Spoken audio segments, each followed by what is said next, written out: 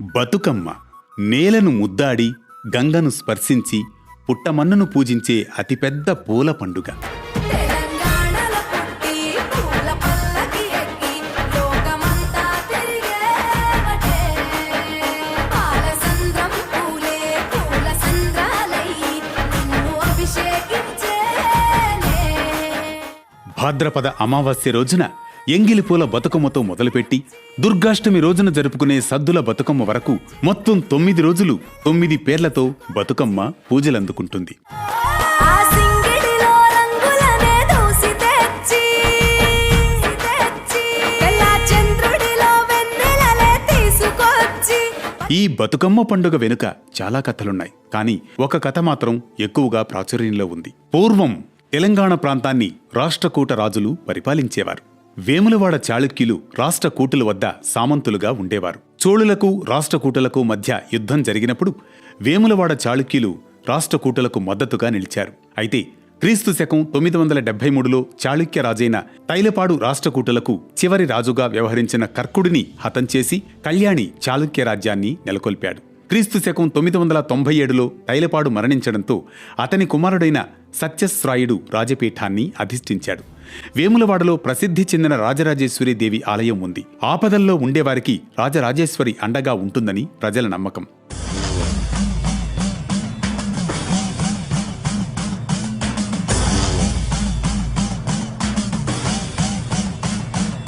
ప్రజలే కాదు, చోళరాజు పరాంతక సుందర చోళ కూడా రాష్ట్రకూటుల నుంచి ఆపద తలెత్తినప్పుడు రాజరాజేశ్వరి దేవికి భక్తుడిగా మారిపోయాడు. రాజరాజేశ్వరే తనను కాపాడిందని నమ్మిన పరాంతక సుందర చోళ తన కుమారుడికి రాజరాజ అని నామకరణం చేశాడు. రాజరాజ కుమారుడైన రాజేంద్ర చోళ సత్యాశ్రాయిపై జరిగిన యుద్ధానికి సేనాధిపతిగా వ్యవహరించి విజయం సాధించాడు.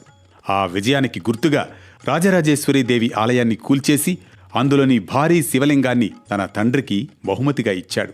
తన కొడుకు ఇచ్చిన శివలింగాన్ని ప్రతిష్ఠించడానికి 1006వ సంవత్సరంలో రాజరాజ చోళ ఏకంగా ఓ ఆలయ నిర్మాణాన్ని చేపట్టాడు. సామాన్య శక సంవత్సరం 1010లో ఆ భారీ శివలింగాన్ని ఆలయంలో ప్రతిష్ఠించాడు. అదే తమిళనాడులో ఉన్న బృహదీశ్వరాలయం. ఈ విషయం తమిళ శిలాశాసనాల్లో కూడా ఉంటుంది.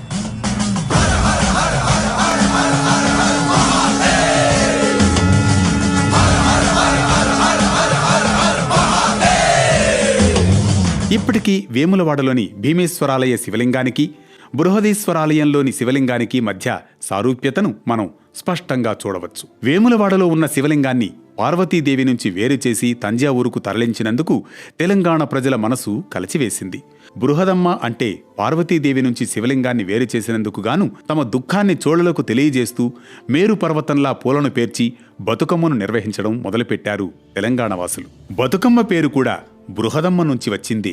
వెదురు ఈ నేలతో చేసిన సిబ్బిలో కాని లేదా ప్లేట్లో కాని బతుకమ్మను పేరుస్తారు. కింద గుమ్మడి లేదా సొరకాయ ఆకులను పరచి తంగేడు పూలను పేరుస్తారు. తర్వాత గొనుగు, బంతి, చామంతి ఇలా తీరొక్క పూలతో శంకు ఆకారంలో పేరుస్తారు.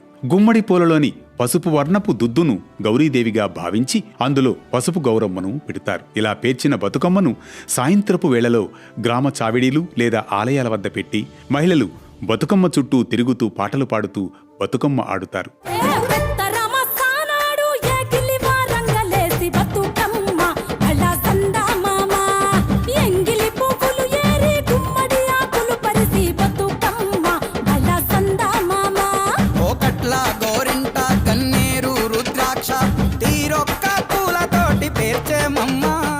ఇలా ఆడిన తర్వాత బతుకమ్మను తీసుకుని చెరువుగట్టు వద్దకు వెళ్లి మళ్లీ చెరువుగట్టు దగ్గర బతుకమ్మ ఆడుతారు. తర్వాత బతుకమ్మను నిమజ్జనం చేస్తారు. ఒక స్త్రీ పాట పాడగా మిగిలిన వాళ్లు వంత పాడడం దీని ప్రత్యేకత.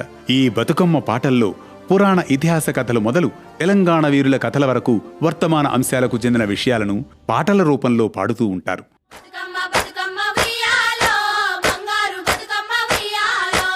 ఆనాటి కాలాన ఉయ్యాలో ధర్మంగుడను రాజు ఉయ్యాలో, ఆనాటి కాలాన ఉయ్యాలో ధర్మంగుడను రాజు ఉయ్యాలో, ఆ రాజు భార్యయు ఉయ్యాలో అతి సత్యవతి అండ్రు ఉయ్యాలో, ఆ రాజు భార్యయు ఉయ్యాలో అతి సత్యవతి అండ్రు ఉయ్యాలో.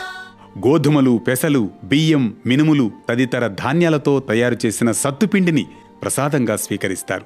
అలా దాదాపు 1000 ఏళ్ల నుంచి ప్రతి ఏడాది బతుకమ్మను జరపడం ఆనవాయితీగా మార్చుకున్నారు. ఇది బతుకమ్మ పండుగ వెనుకున్న కథ. వేటు న్యూస్ యూజర్లందరికీ సద్దుల బతుకమ్మ పండుగ శుభాకాంక్షలు. మట్టి పిట్ట మాయమ్మ గాయత్రి గౌరమ్మ చెరువులోకి చేరబోవమ్మ. మా బతుకమ్మ మల్లచ్చే ఏడు రావమ్మ, మా బతుకమ్మ చెరువులోకి చేర